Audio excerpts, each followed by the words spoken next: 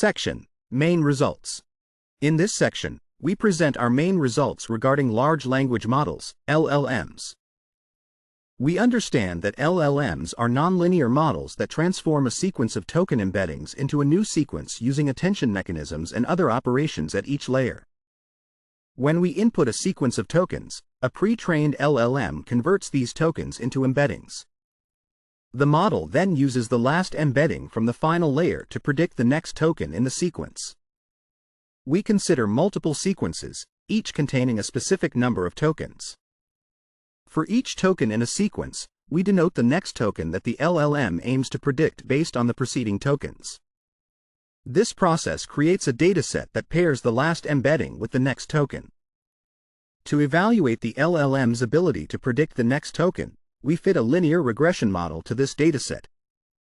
We represent the predicted next token as a linear combination of the embedding plus a bias term. We introduce a metric called the prediction residual, PR, to measure the LLM's prediction capability. This metric indicates how much variance in the next token remains unexplained by the model. A high PR value suggests weak predictive power, while a low value indicates strong predictive capability. To explore how the predictive power changes across the layers of an LLM, we calculate the PR for each layer. We find that the dynamics of predictive power follow a specific relationship, indicating a consistent reduction in the logarithm of the PR value across layers. We observe that the decay ratio, which influences this relationship, varies based on factors like model architecture and training data. This finding provides a geometric understanding of how contextualized token embeddings learn within the intermediate layers of LLMs. Interestingly, the training process ensures that each layer contributes equally to the learning, rather than allowing some layers to dominate. We also investigate how the law of equi-learning emerges during training by examining the effects of training steps, epochs, and data repetition. Initially, the PR may increase from lower to higher layers, but after a certain number of training steps, the law becomes evident. We find that the emergence of this law depends on having a sufficient number of unique tokens and total tokens during training. This insight is crucial for optimizing the training of effective LLMs. Section Summary. In this section, we analyze the predictive power of large language models, LLMs, by evaluating how well a linear regression model fits the dataset formed from the last embeddings of token sequences. We establish the law of equi-learning, which shows that the predictive capability of LLMs decreases consistently across layers, indicating that each layer contributes equally to the learning process, and we explore how training dynamics influence this law's emergence. Section: Perspectives from the Law. In this section, we explore the insights provided by the equi-learning law, which is relevant to the practical development of large language models, LLMs. This law enhances our understanding of LLM training processes and promotes transparency in these complex models. We examine its effects on model scaling, pre-training tasks, and information flow, with additional findings available in the supplementary materials. Regarding model scaling, we recognize that larger models typically perform better. Our analysis shows 4 consistent trends across different model architectures. First, larger models have lower performance ratios for first-layer token embeddings. Second, they also show decreased performance ratios for last-layer token embeddings. Third, they exhibit a higher layer-wise decay ratio. And fourth, they have a lower overall decay ratio, which is the performance ratio of last-layer token embeddings compared to first-layer embeddings.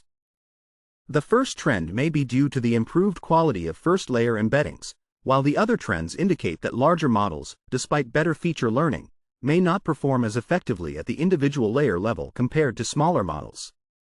This suggests that the equi-learning law offers a deeper understanding of LLM behavior, especially in terms of model scaling.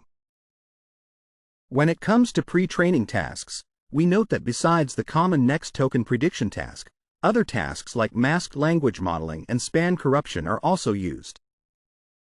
Our initial analysis with the next token prediction task did not reveal the equi-learning law, likely due to differences in pre-training tasks. However, when we applied the specific pre-training tasks for BERT, Roberta, and T5, we found that the law appeared for Bert and Roberta but was noisy due to the complexity of their token replacement strategies. For T5, the law did not emerge, possibly because of its encoder-decoder structure. These results highlight the importance of choosing the right pre-training task to observe the equi-learning law, suggesting that more natural tasks may facilitate its emergence.